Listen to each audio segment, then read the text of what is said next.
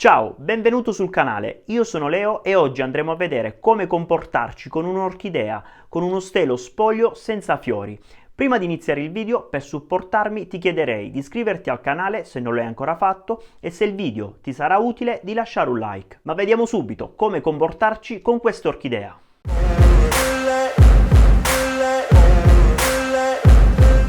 L'orchidea, in questo caso una Phalaenopsis, è un tipo di orchidea più diffusa all'interno delle nostre case.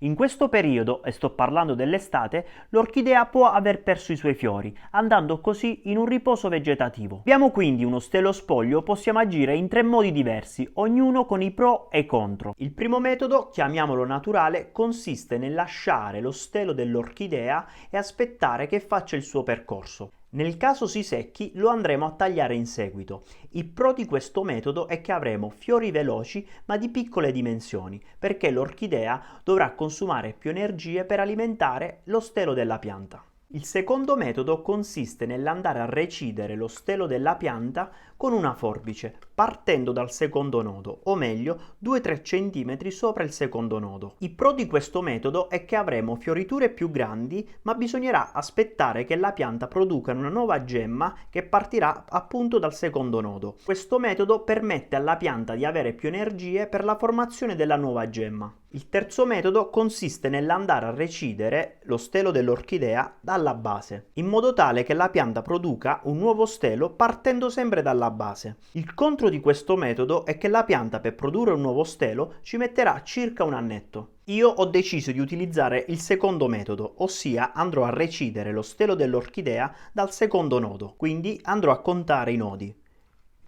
1 e 2. Con una forbice pulita disinfettata con alcol al 70-90% andrò a tagliare lo stelo dell'orchidea, in questo modo.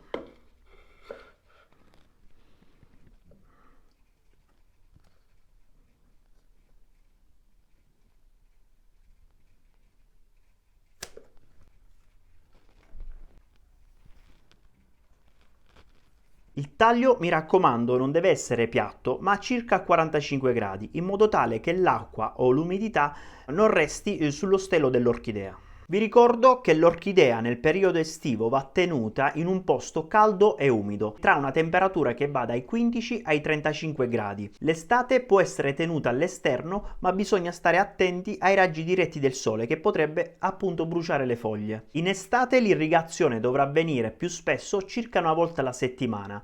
Si andrà a mettere l'orchidea all'interno di un contenitore con dell'acqua e si lascerà per circa 3 minuti. È possibile inoltre nebulizzare la pianta con uno spruzzino. L'acqua da utilizzare dovrebbe essere priva di calcare.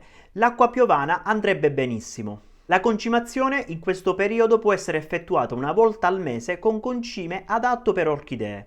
Mi raccomando, le orchidee vanno tenute in vasi trasparenti in modo tale che le radici possano effettuare la fotosintesi clorofilliana. Bene, il video termina qui. Se hai qualche domanda scrivimi nei commenti. Inoltre fammi sapere se le tue orchidee hanno o stanno perdendo i fiori.